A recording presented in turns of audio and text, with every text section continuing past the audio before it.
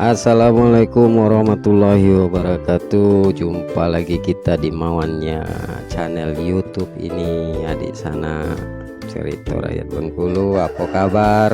Semoga kita masih dalam keadaan sehat.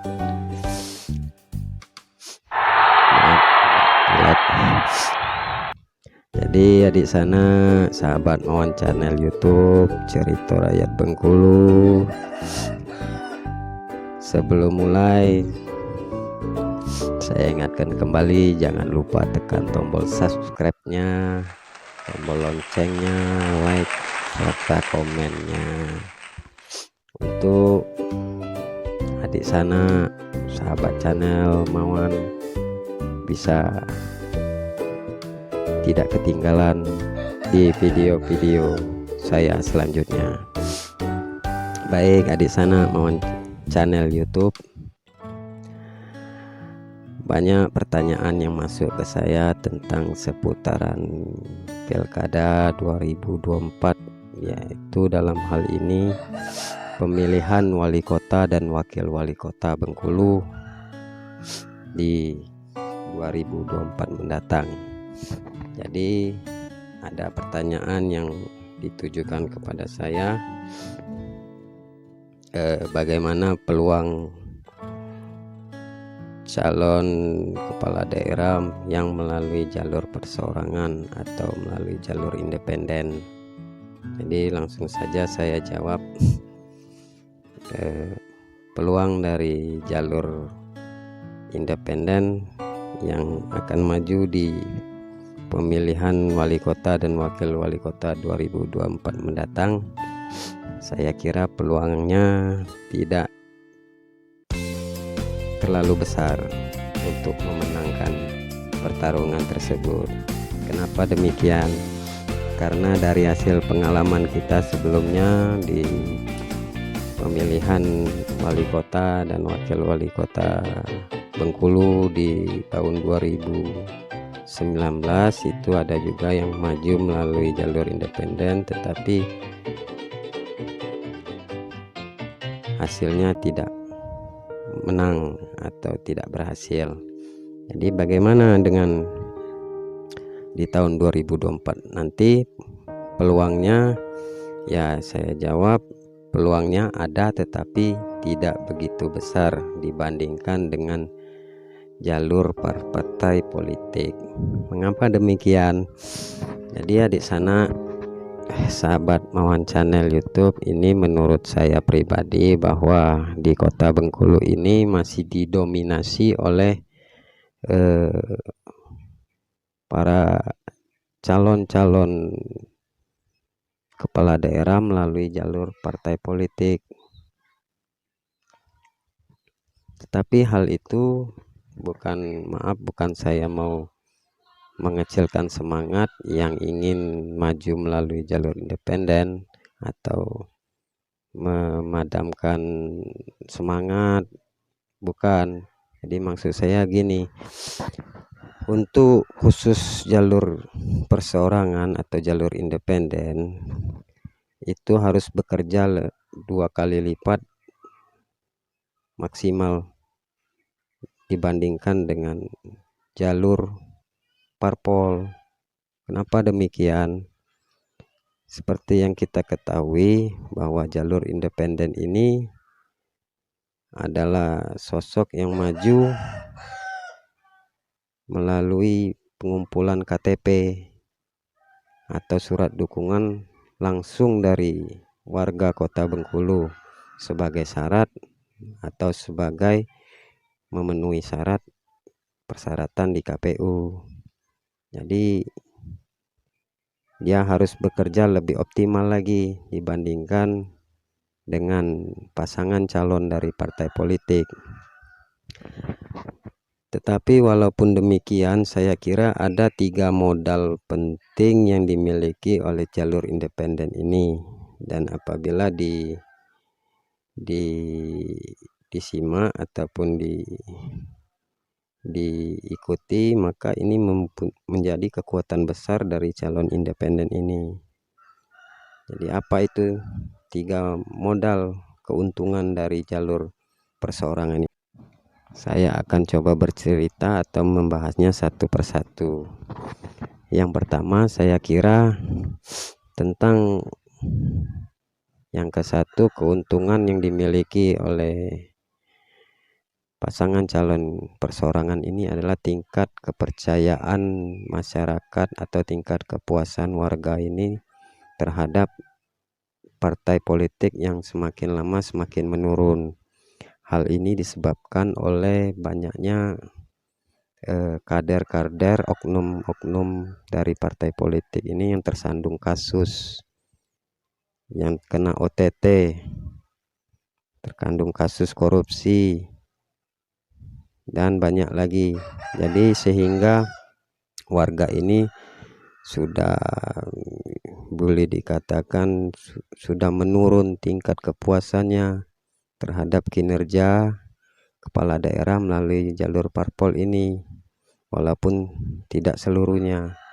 Nah, bagaimana dengan jalur independen? Saya kira ini adalah modal bagi jalur independen atau perseorangan ini, yang mana seperti yang kita ketahui, untuk memenuhi persyaratan KPU, jalur perseorangan ini harus mengumpulkan KTP ataupun mengumpulkan surat dukungan dari warga Kota Bengkulu. Jadi di sanalah kesempatan untuk pasangan calon independen ini meyakinkan ataupun menyampaikan program, maaf adik sana, ini ada, atau menyampaikan langsung program visi dan misinya. Nah, disinilah peluangnya untuk meyakinkan langsung pemilih atau masyarakat ini bahwa sosok yang akan maju di jalur perseorangan ini memang layak untuk dipilih. Nah, di situ kemenangannya, itu modal pertamanya, modal keuntungannya. Berbeda dengan jalur partai politik yang memang persyaratan itu sudah terpenuhi apabila dia didukung oleh 7 kursi dari partai politik. Dia tidak perlu ke bawah lagi, tidak perlu menemui masyarakat lagi, dia cukup mendapat surat rekomendasi ataupun surat keputusan dari partai politik bahwa partai politik ini mendukung pasangan calon ini, ya sudah lolos.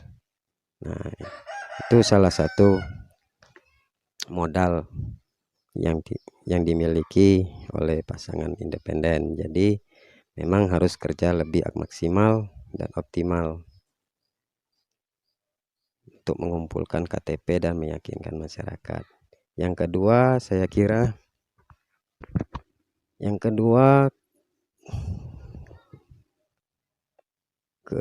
keuntungan yang dimiliki jalur independen ialah biaya politik yang tidak terlalu besar,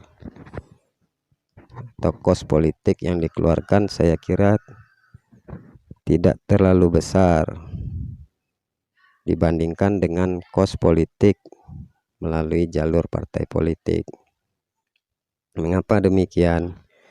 Jadi kalau jalur independen ini dia sudah memiliki jaringan, yaitu orang-orang yang telah resmi mendukung, mengumpulkan KTP, dan sudah resmi mendukung.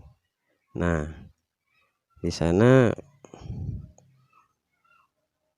pasangan calon independen ini harus secara maksimal meyakinkan bahwasanya kampanye ataupun modal politiknya itu secara tidak terlalu besar, karena dengan melakukan pengumpulan KTP itu sudah termasuk kampanye dan hanya mengeluarkan paling tidak biaya transportasi, ya kan, biaya kopi, gula, untuk pertemuan Nah, secara tidak langsung ketika mengumpulkan surat dukungan dan KTP, mereka ini sudah kampanye, sudah menyampaikan program, visi dan misi. Nah, bayangkan kalau misalkan untuk memenuhi persyaratan misalkan 5.000 KTP. Ya, 5.000 KTP. Nah, kalau sudah tercapai 5.000 KTP, satu orang saja bisa mencari 10 orang lagi untuk ikut mendukung. Saya kira satu orang dikali 5.000, 10 orang. 10 orang dikali 5.000. Nah, itu sudah bisa modal penting bagi jalur independen, berbeda dengan jalur parpol. Kalau jalur parpol akan disibukkan menyiapkan dana-dana untuk seperti kampanye, membuat atribut, membuat pos-pos, membuat tim sukses, relawan, terus belum lagi istilahnya tidak ada makan siang yang gratis. Bernegosiasi dengan partai politik. Ya, saya kira pasangan calon parpol ini akan disibukkan dengan dana-dana yang cukup besar untuk mempersiapkan itu semua, untuk menggerakkan mesin partai itu.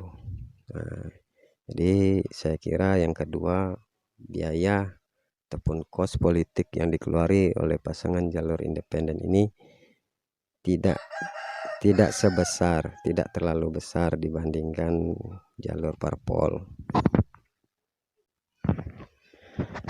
Nah, yang ketiga adalah penghitungan suara ataupun bayangan-bayangan suara yang timbul itu sudah bisa diprediksi sebelumnya. Nah, kenapa? Ya karena jalur independen ini sebelumnya sudah turun ke masyarakat dan sudah dinyatakan resmi, didukung oleh masyarakat, dibuktikan dengan KTP tadi dan surat dukungan tadi. Misalkan persyaratannya harus dipenuhi 5.000 dukungan KTP, maka 5.000 ini sudah bisa dihitung bahwa ini suara 99% memilih independen. Jadi tinggal mencari lagi, menghitung bagaimana kinerja relawan tim ses yang bisa merekrut suara untuk independen ini. Dan berbeda dengan jalur politik, parpol itu harus menunggu penghitungan yang hasil quick count. Nah, dia harus menunggu penghitungan cepat dari lembaga survei. Nah, itu perbedaannya. Jadi itu tadi tiga keuntungan yang dimiliki jalur independen ini.